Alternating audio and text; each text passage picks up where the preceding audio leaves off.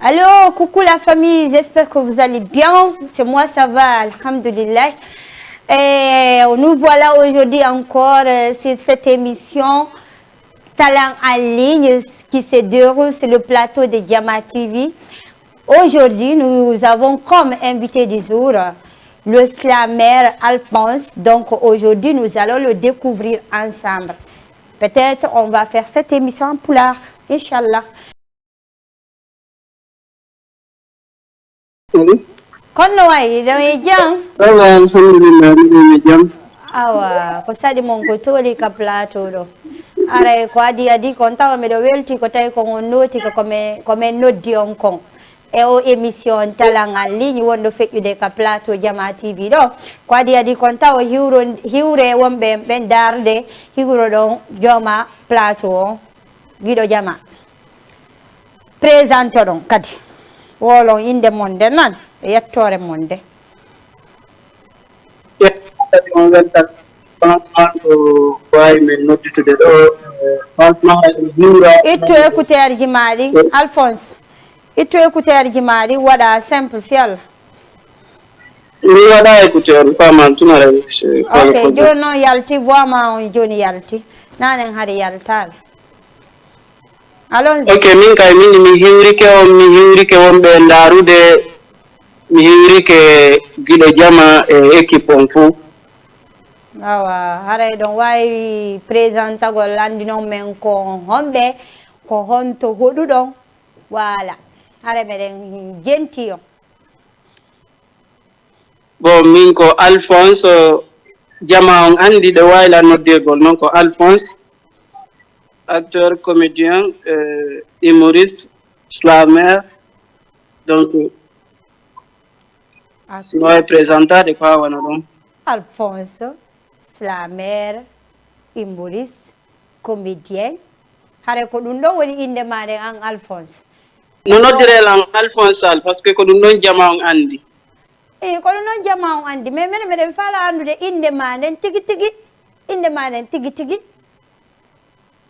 ko ɗum men faala andude inde anden hari mi faalano kadi wolugol nde ka ɗuma mi faala on ƴettira Alphonse on tuya hen ɗon mais minen meɗen faala andude inde ma nden tigi tigi meɗen faala andude inde ma nden par ce que meɗen nana Alphonse meɗen jiiɓi andude o say ko sirno par ce que ɓe wiyanoma wonde isumu Alphonse min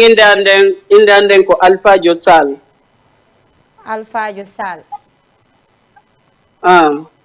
hay quand même wonde Alphajo on ko jammore ɓay noon a faala ka wolde inde ma nde haray gonga ɓe woten perduɗo tan ko noon andi toon wonde minen meɗen le faala no andude inde monde min heɓa min anda wonde ɓeɗo ko ni wiyete ko inde anden mi haalani on ɗon hay ka kaydiji an ko Alphajo Sall woni toon ok awa ella joni feƴƴen ɗon ko on to hoɗuɗon bon min nini ko Côte d'Ivoire mi woni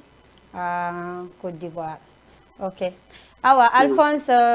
en fait haray ko o émission wiyeteɗo Talent en ligne wonɗo feƴƴude ka plateau Diama TV ɗo ko animatrice jo mon on wiyeteɗo Baya Bari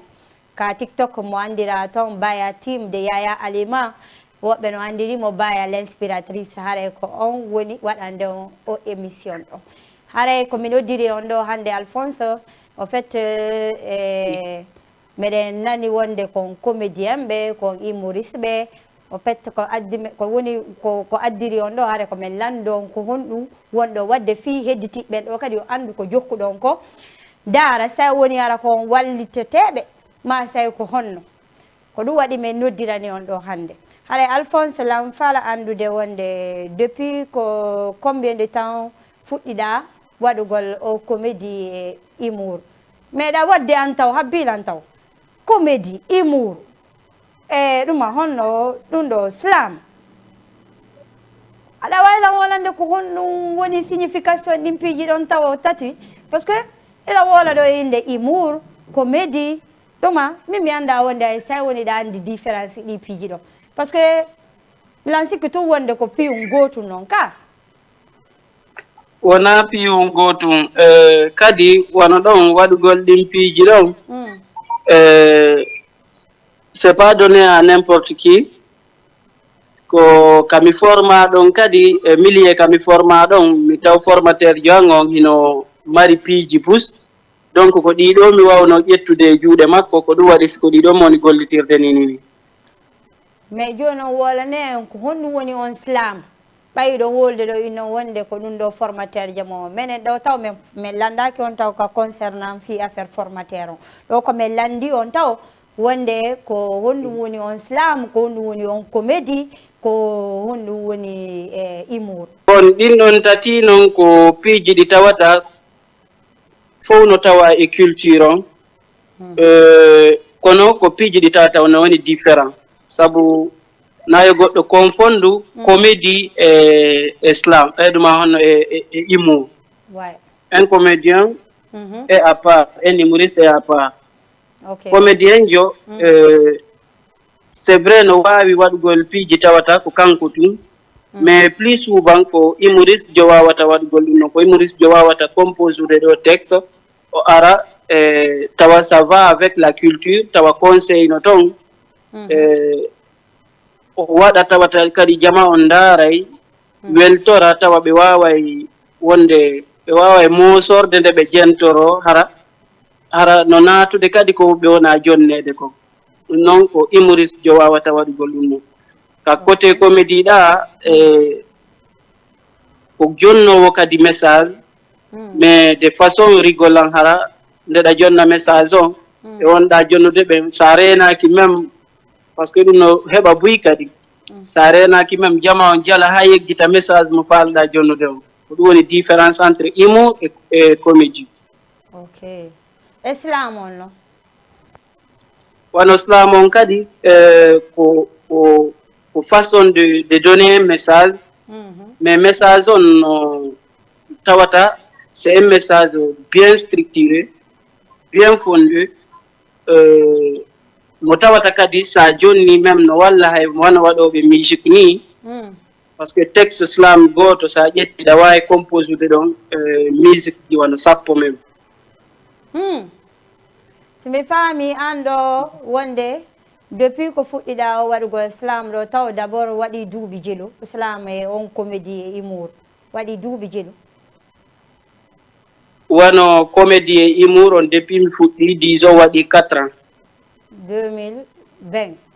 somi faami ma voilà 2020 ou 2019 non par ce que fin 2019 2020 ka 2020 natata ɗon ko on moment ɗon mi fuɗɗi ok ko puusuma a natude ɗum bon comédie ko puusila mi naati e mum en vrai dire hari mi waɗa haqqilɗe an e waɗugol tournugol pesi ma waɗugol comédie mais quand même hari lan hiɗi simi star ɓe ara lan hiɗi parce que wona star jo homboni bon min fayda momi wawata innude fayda influence ilanka hoore moƴƴa ko ɗiɗo ɗum ko hombo ko chami nigérien ji on kañumma e gorko suusay par ce que fayda ko ɓen ɗon ɗiɗo mi ndarayno au début mais ɓen noon ala wadde ko wonɗa ko wadde ɗo ɓen ala wadde comédie ɓen ko cinéaste ɓe ka voilà bien sûr raison pour laquelle min tigiri taw mi fuɗɗaki waɗugol komi faala waɗugol kon ka nder cinéma taw je suis dedans c'est vrai mais komi faala waɗugol ko réellement j'ai pas commencé ça d'abord ok mais depuis ko fuɗɗiɗa o affaire comédie ko honɗum e difficulté ji wonɗa feƴƴinde mum e ko honɗum rapport tamma ko woni moƴƴere par ce que affaire comédie on quand même mi wiye wonde ɗum ɗon wayirawa affaire musique on miɗo tañili tun wonde famille ma ono soutenuma e fi comédie on ka an kadi a ukki tun e mum ɓeyɗa wono telen ɗon son hi même mi ƴetti nde inde Alphonse ko fi majjingol identité on seeɗa mais ko image ma on parfois ka début même mi faaleteno ndelam fija film ɗuma ni hara komi waɗu kagul hara ɓe anditatala hara ko ya waɗu masque ni hara ɓe anditata voilà donc ka début ma soñƴino ɓori ka début ha fewndo kam mi fewndiɗo ni famille o wona taw d'accord fi mum sabu on nun noon kamɓe hiɓe anndi tum fayda kala naatuɗo e ɗum ɗon ko bandiyagal e trike ɓeynay kadi wano enen pullo anndi enen pullo piiji buyno toon en jaɓata waɗugol ko gonga quand même difficulté ji ɗum no toon moƴƴa on côté ɗon difficulté to toon ha joni la feƴƴinde on difficulté ɗon e junngo famille ma o ɓe wona pour an noon konno yiiɗa han joni anda wakkilino wonugol feerejo wonugol feerejo ara famille ma o yiiɗa ko wonɗa ko wadde wakkiloɗa ɗum ɗon haɓida e maɓɓe waɗa on konko ay moment donné siɗa waɗude hunde surtout sa ari a hiiɗi hunde nden ko ya ɗaɓɓu solution par ce que han joni ko solution ji no mi won ɗaɓɓude fi no ɓe andira komi woni waɗude kon par ce que buyinnayi ko golle puyɗo mais wonɓe ka terrain ɓen no andi puyɗo wawata gollude ɗen golle ɗo no nandita e mum de parfois affaire puyna yagal ngal e télé ma comédien parce que a yiye ɗo wonde comédien jo hara imo fuɗɗi ɗum depuis ko onno depuis 10 ans ma 15 ans taw fus o darna ka an a darni e ɗum a heeɓi mbuuɗi e mum telen noon kadi lan inni ko malgérance on envers comédien ɓe ɓen e kadi e jokkugol hunde wotere fayda ko ɗum wawata waɗugol ɗum noon sa inniɗo an ko mbuuɗi réseau sociaux on tun habbiɗa e ɓaya woni star jo piiji gono to a gollata watta hay fuyiɗa habbi mbuuɗi réseau sociaux ɗum ɗon fayda si ɗi ari ɗo yo ɗi hewtu ko ber dépense ɗi timmantama du coup si tawi noon hiɗa gollorde seeɗa watti mbuuɗi réseau sociaux on ɗum noon no wawma avancinde seeɗa somi faami ɗo a classé woni yimɓe wonɓe ɓen gollude joni e comtiji monétisaɗi ɗi ko ɗum mi faami ɗo naafi classe gol ɓe andi goonga ko goro mais sa yari ndiyam feƴƴay quoi donc komi innata kala waɗowo cinéma kala waɗowo activité réseau sociaux par ce que réseau sociaux ko neɓali ko ari ɗum kadi no wawi muddude à tout moment si tawi noon ko ɗon tun an volorɗa neɓide réseau sociaux aray c'est grave neɓide ko woni tun haray nandi haray neɓali an ko découvre ɗa réseau sociaux mais réseau sociaux neeɓi ko yaltide ɗum joni Alphonse min mi faala andude wonde e affaire comédie ko wonɗa wadde ɗo an taw a gooto iɗa mélange affaire humour iɗa mélange comédie e ɗuma kono wawirta manigansugol ɗum ɗon ka jiiɓite tun woni par ce que ɓaya inni wonde haray nandi sa wooli woɓɓe goo jalante sikka wonde haray ɗa gayna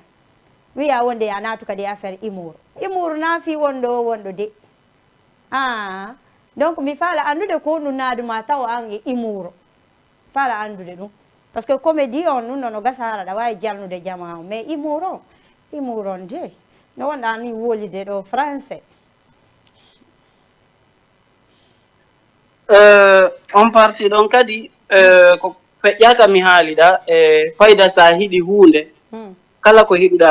ɓeynino wo vouloir c'est pouvoir simi immike hande mi inni janngo mi waɗa e musique mi wawa wadde par ce que haray ça vient au fond du cœur mais puisque ɗiɗa tati noon mi inni mi décidi mi waɗa ɗi raison pour laquelle wawi ɗi naɓiɗude e kadi kala mo mi waɗi kadi franchement min tigiri par ce que andi à un moment donné sa waɗi hunde nden quand toi même t'es satisfait ko ɗo wata satisfaisugol goɗɗo goo kadi ka yaasi donc ɗi tati noon lan andi kala komi waɗi haray min on je suis satisfait bon min mi humpa iide ko waɗata e humour e yeeso public ɗuɗuɗo hara wona réseau sociaux tun lan humpama e ɗum ñande ɗum ɗo watta on si a invité lam deuxièmement miɗo haccoɗo ka tiktok ɗo hiɗa coupa vidéo ji ɓe yimeɓe wona mi yiiɗa coupa vidéo oya sey fon ko yaltinno o musique makko ɗo ñanden dewi o wona faleyan na ɓimmi mi yi wonde hiɗa kupiti on musique hiɗa waɗandemo affaire wigolla wadde affaire challenge ko fi on ɗum wonɗa natande ɗum ka fala wurude ɓawoya e ko oya mecce golle makko ɗe na hay kanko to mi yiɗa waɗani ɗum kadi ɗa waɗani kadi binette e hombo kadi ala hombo kadi musique do yimbe busso da ƴetti musique ji mabbe di mélange e visage ma o ida coupa jokkintina ko woni fiinu ko afala wurde mecce o yade e golle lakkere o yande au fait dum non kadi had nani mi yeggitino wowlugol dum don kadi ko minnata je suis le premier mais lagine si de raconti 5 premier wombe wadude dum non côté musique on ñoni haalde fimu mi yaltata dans les 5 premiers parce que premier wadugol dum don lagine minata ko mi woni premier kono ko mi deuxième donc c'est une façon de soutenir les artistes et dum non kadi konko yatala découpa don plus souvent pour dum kadi artiste be boy kadi nodda lan mi yaltini clip donc découpa na wadana lan sifa ko wowda wadde kon sa ila wadde non c'est parce que artiste be tigri no woni d'accord. Ah, ok. Donc, si mes femmes ont des artistes, ben joni ma fever ya wadu konko wonda wadde do. Et puis wobbe go kan no nodi to dema fi landa gol ma ya wadu. Évidemment, kambe tigri hibe di parce que hibe andi c'est dans leur intérêt, c'est dans mon intérêt.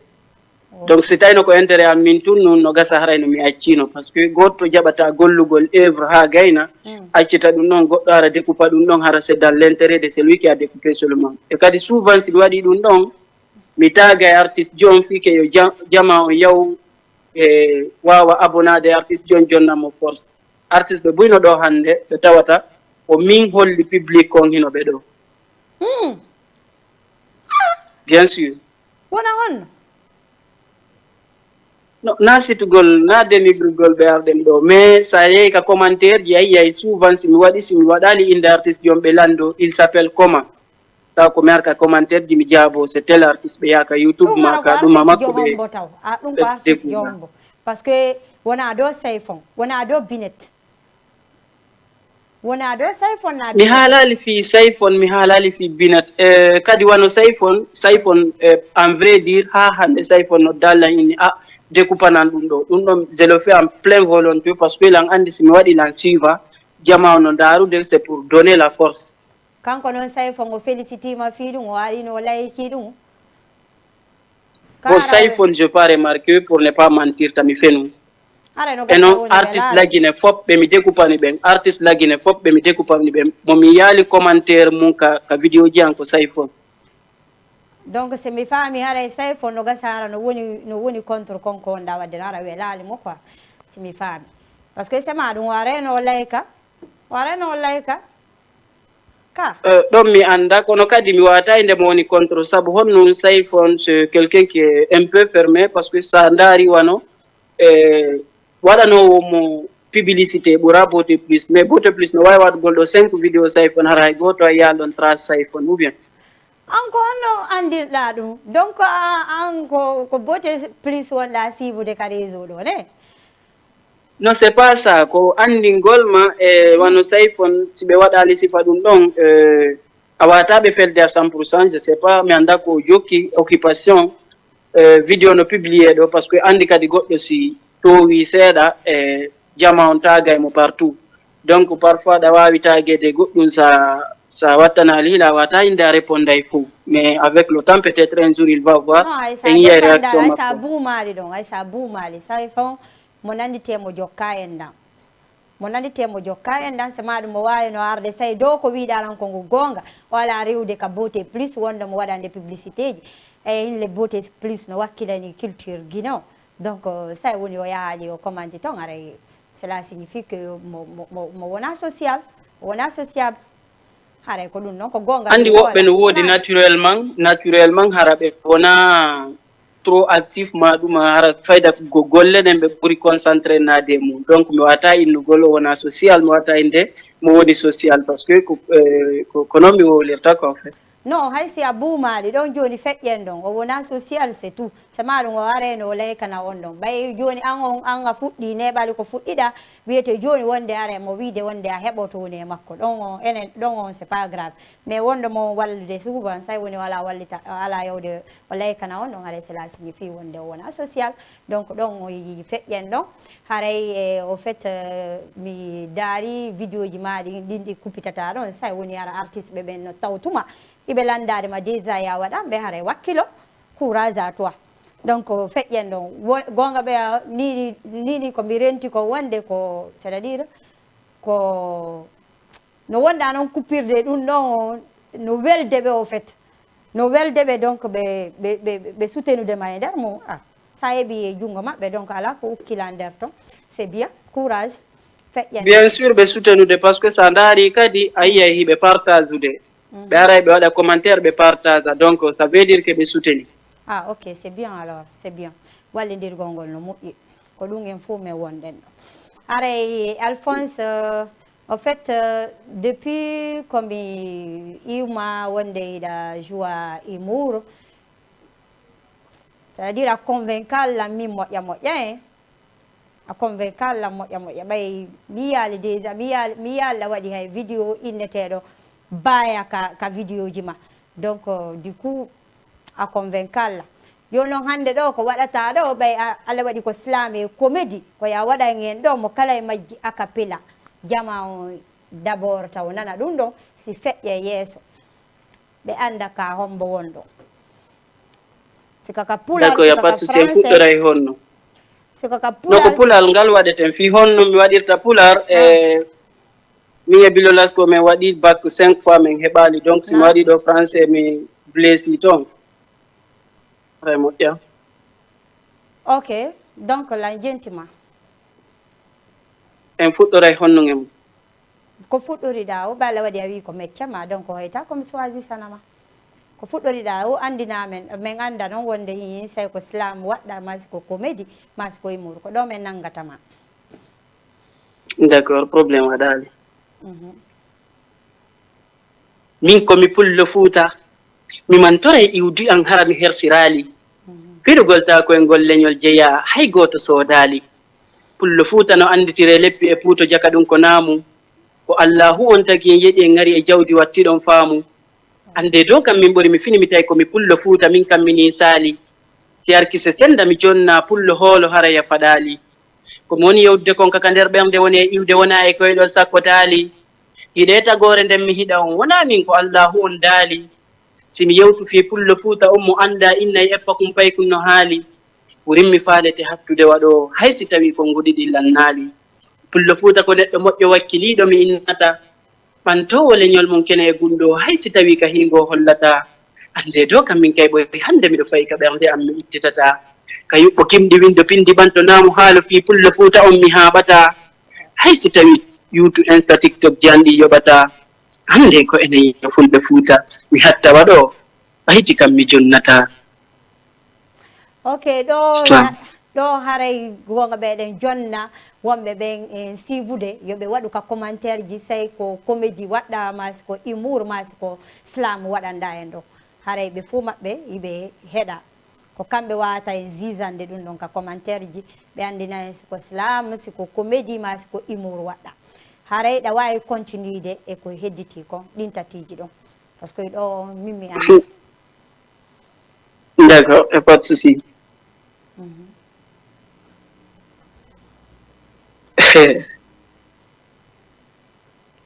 ene konte kamen menen ko mamu mi anduno ani ñande goo mi ƴettidi oto e mawɓe ɓe maamu min yehi noon haa e laawol oto on paani tawi oto on paani mawɓe kadi rewi ɗon ɓe tawi mi alaa haalde ka maɓɓe sabu no gasara mo ɓe woni soro mum no ndaarde en ɗo ɓay ɓe hewtike men ɗon après ɓe inni chauffeur jo baaba ana on paani chauffeur jo inni son paaniti kadi naɓoron mi chauffeur jo min simin paanidi sadi min mi sikki hara ko simin ko min paani ɗon simin watti mi yehi yeeso kadi min paani min naɓora ɓe noon jaapulan maɓɓe ngal sadi ko simin watti o toon min naɓora ɓe chauffeur jon kono tawi mécanicien jon ko yoɓi ko no seeɗi ono ƴettata goɗɗo kadi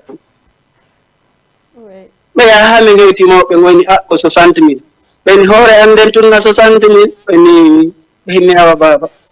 o ƴetti ɓe min yahi haa min hewti ka maɓɓe tawi noon ko ɓe oyni ɓe ko honto o inni ɗo e maali direct ko 60 000 ay ɓe ƴeewi ka nderoto min ari haa ka maɓɓe ɓe ni baaba ɗoyti ɗon sikkude ara ɓe hiwroto woni goɗɗo jegaka ka maɓɓe noon ɓe ni ijjatu mbiɗa ƴettiɗo to maali direct defamaranaami ɗo ɓe cippu ka maɓɓe ɗon kamɓe ɓe sikkude sina maali direct oto angal udditotaako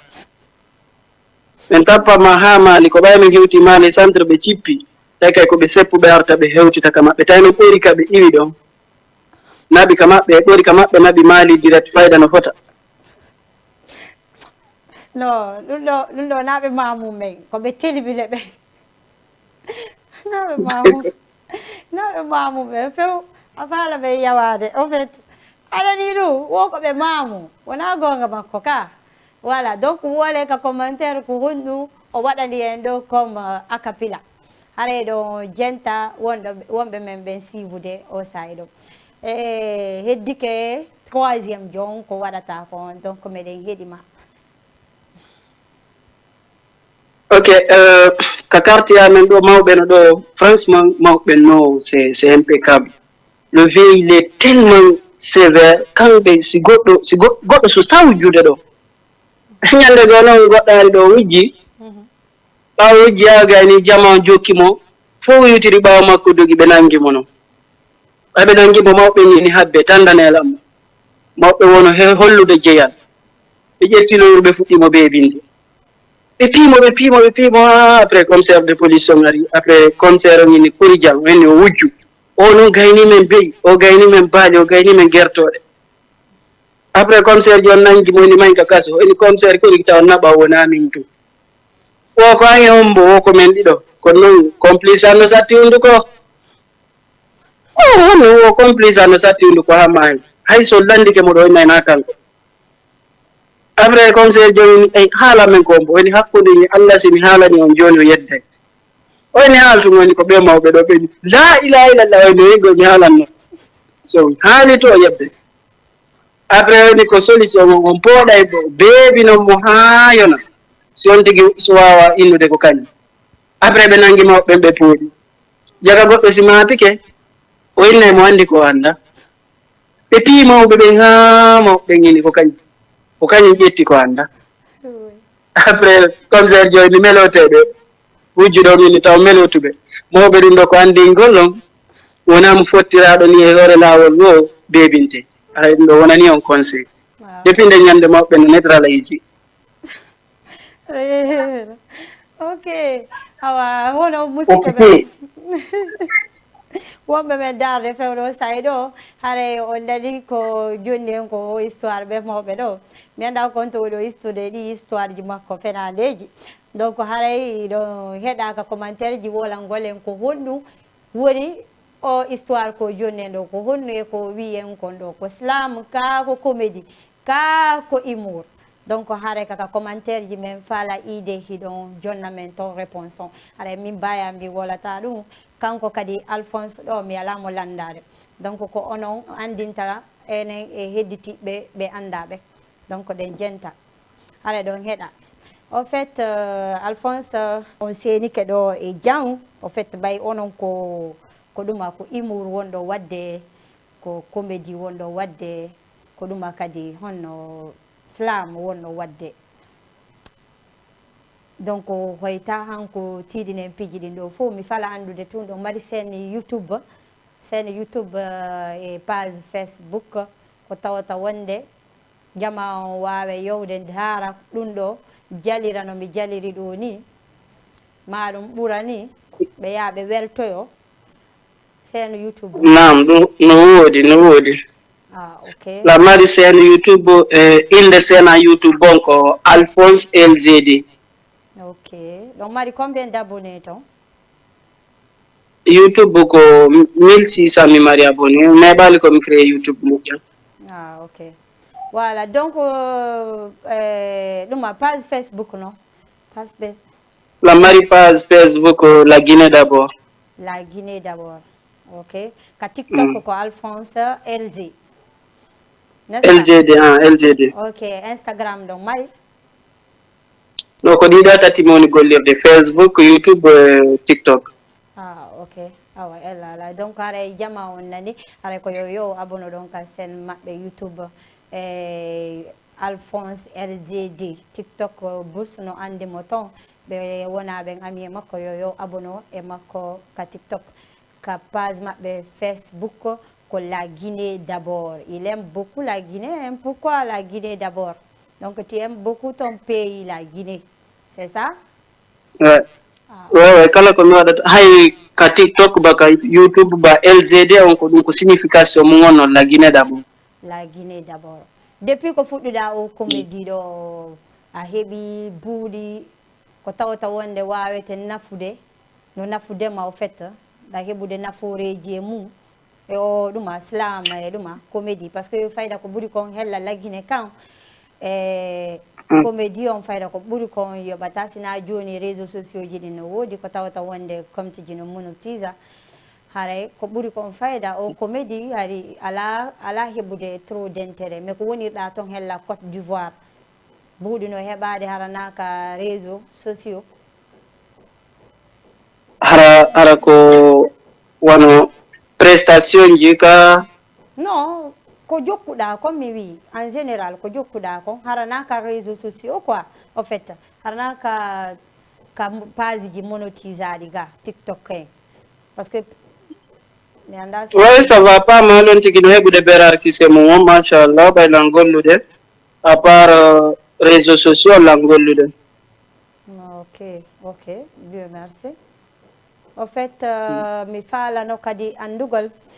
wonde ko hondum marda ko yewta yimbe fala ben wadde islam ko wonda ko wadde ni ma comédie ma humour ko no marda ko jonnabe do comme conseil et fi sibe ukkoto e mum difficulté ji ko watabe c'est-à-dire conseil ji ko watabe jonnude quoi fi no be wawira kambe kadi fuddoragol no fuddorida ni hewtugol ko hoytuda do ma burama.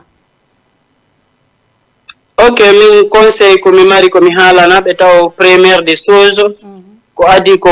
hunde ko wadata wo yo taw hara ko faale ma wadimma ta wadir fi goddo go wadi on tawde un il faut que ta wona ka bernde ma vraiment da faala wadude dum do si ukkoda e mum naya artum fi bay kari no hebude visibilité kari be halde inde kari no nanti inde inna hankadi a ukkoto donc souvent yalto ta pris carton. Deuxième des choses kadi ko yo on tigi accu ka nawya fayda min natata wadu vidéo mais vidéo di wadata di yo taw hara wono no won tigi accirta ka nawya wadu vidéo gayna hara goddo no wawi jododade e nene mum dara mo hara o hersa hara goddo no wawi jododade e baba en mum dara mo hara o hersa sa wadi dum no hankadi a nawyo yayi bibbe ma matanirabe ma jetta vidéo dara hara hersabe. Donc ta visibilité abonné e mbudi réseaux sociaux feti goddo ha o perda dignité makko fayda ko dum mari comme conseil. Ok, c'est bien. J'espère que be wonbe si vous do wawi nande o conseil mado. À l'avenir ko wonu desududa wonu revuda wonu gole der imuro ou bien der comédien ou der duma comment dirais-je ko producteur hay sen julna donc ko producteur fala won ko c'est-à-dire fi wonu falira da wonu ko producteur jo parce que mi dari côté la Guinée hide mankiri film professionnel di tawata vraiment ko purement professionnel. Ok voilà mi fala yo la Guinée kadi wadu film hara vraiment ko waday hay stay wata tour du monde hara waday tour d'Afrique andara mara erreur. Ok donc ando ni ko la wolde do wiya wonde arandare ara erreur ala film ji mari j'espère que ko wonda ko wadde kan no moƴƴi kanka da holi dum non erreur ala e mum bay d'abord ado mi wawata inude erreur ala e ko mi woni wadde ko mi wadali taw ko mi fala wadde kon ka der cinéma ko dum mi adori ni je suis dedans mais j'ai même pas commencé d'abord. Ok mi fuɗɗaki taw c'est-à-dire lanton non ni mais rêve on e ko non wadde kon parce que moyen on permettata la waɗigol kum fala wadde kon donc sa ari a tawi e nder village mo be no ñobbi koyngal ñobbu koyngal ma ngal an kadi ha heɓa ka daroɗa si fontanga. Ok d'accord arten ɗo o question ɗo mo tawata wonde no miɗo faala andude moƴƴa ko honnu e difficulté ji wonɗa feƴƴindinde depuis ko fuɗɗuɗa o waɗugol o ko jokkuɗa difficulté ji ɗi tawata wonde a waaway wolangol men ɗo min anda wonɓe ɓen paalaɓe ɓen natude e mum ɓe anda wonde hiɓe wawi fottude e siga ɗi na forcément ɓe fotta e majji mais ɓe wawi fottude e siga ɗum ɗon. Ok, wano min sina côté paramɓe ɓen ɗa e côté financiére mi heɓaɗi difficulté e affaire cinéma fi honno noon min fayda ko mi ari ka cinéma wano formuɓe lamɓen ɓe ƴettirannowa bobo pen donc hari fayda tout est possible pour moi. Comme formuma ko honorable Diallo Cravate formula. Oh, Diallo Cravate. Ok, yeah. Je vois. Ok, donc Mohamed le Guinéen partenaire de mo gollidata mo on formal ma on même formal fayda on non men fuɗɗino yewtude ɓori ko mi woni lagine ha mi ari ɗo min hiidi min watti golludude mais formation yanali hakkunde amen o formal mi formali mo. C'est là mi fami wonde ay makko ɗon fota. Ouais, on peut dire comme ça. Mais non, ton piji fayda wata ndage goɗɗo ɗon fota parce que piji buyno ton hara vraiment en tigri goɗɗo no wawi wadde apprécia parce que kanko kadi domaine makko on slamo o waɗata ko min ɗo lam andi quand même il est impeccable. Ok, d'accord, ouais. C'est bien alors. Donc l'antirani mon chapeau. Ok.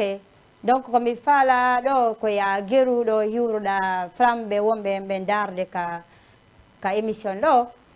hiwruɗaɓe weltanoɗaɓe par ce que ko kamɓe waɗi en goɗɗum ko kamɓe wonata saabu fi en continue yare yeeso e sa gayniti hiwritoɗa Joma Plateau on ɗo Jama TV après clôturen o émission hande. Ok, haray onon wonɓe darde on jarama on weltanama hiɗon tora e soutenugol ɓuri ni hande sa nani artiste jo ko famɓe makko ɓen saabu si tawino goɗɗo waɗa e piiji tawata ko fi makko kanko tun luttayno ka téléphone makko o ndaara kanko e famille makko on mais sa nani hande kaari kellanama c'est grâce à famɓe makko ɓe wonɓe mo soutenude ɓen ko manta layka partage par ce que kala ko waɗata ko moƴƴi o ko moƴƴi sa waɗa e ɗo ɓeynaygo e visibilité e ɗuma ça fait rien mais ça waɗi a tawi ko 3 personnes daari janngo ka waɗi a tawi ko 4 personnes daari finalement a découragé to ha accita waɗugol vraiment haray ɗo weltana nokku kala ka wontirɗon onon wonɓe soutenude wonɓe ndaarude wonɓe partageude franchement yo Allah ɓeydan en jokkere enɗanden yo Allah newinan en piiji ɗi waɗen ko faalaɗe wadde kon si Allah jaɓi 2025 lan arde ka nder cinéma inchallah. Kala préparé men surprise janone. Inchallah. Ok, fi Jama TV ɗo kan ko no marɗa ko wola ɗo parce que ko kamɓe woni saabu sa yande fotti ɗo ko kamɓe woni saabu fi en aru ka plateau maɓɓe ɗo wawi feƴƴinde o message men ko faalaɗen feƴƴinde ɗo wallitagol Jama o kalliñi. Wa Jama TV kadi ko woni waɗande kon culture on e ko woni waɗande kon artiste ɓen par ce que na artiste ɓen tum ɓe woni waɗande e waɗande culture on kadi piiji bus ko ɓe woni waɗande kon kamɓe kadi hiɓe hiwra hiɓe weltana moƴƴa franchement meɗen yiide piiji ɗin fof meɗen yiide meɗen ka réseau meɗen yiide fof grâce à maɓɓe hande yimɓe ɓen no découvre de yimɓe bus hari ɓe andano franchement hiɓe weltana kamɓe kadi yo Allah ɓeydu ɓantal ngal ɓeyda naɓirde piiji ɗi yeeso. Allahumma amina ya ila rabbal alamin. Ok, hare Alphonse mi welti ko moƴƴa ko tawi ko wonde a wawi répondude o appel komin nodduma invitation momin noddirma ɗo fiya aru wawa feƴƴingol ɗo message ma o minen kadi min wawa posude question ji men ɗin en wawi seedude ɗo e jang en pirale en sonkale haray ɗa weltana fiɓe on jarama onon kadi o weltanama moƴƴa noon franchement. Ok, vraiment merci beaucoup d'avoir répondu à cet appel, vraiment, c'est gentil. Merci beaucoup, non, Kadindiaram. Ok, la famille, on avait comme invité du jour Alphonse Louslamer, humoriste, comédien guinéen qui habite en Côte d'Ivoire, qui travaille, qui aide les jeunes artistes, humoristes aussi et chanteurs tous, pour les aider à booster comme je le fais ici, en fait. Donc, on lui remercie là où il est avec son équipe depuis Côte d'Ivoire. Merci beaucoup. On se reprend à la prochaine. Merci.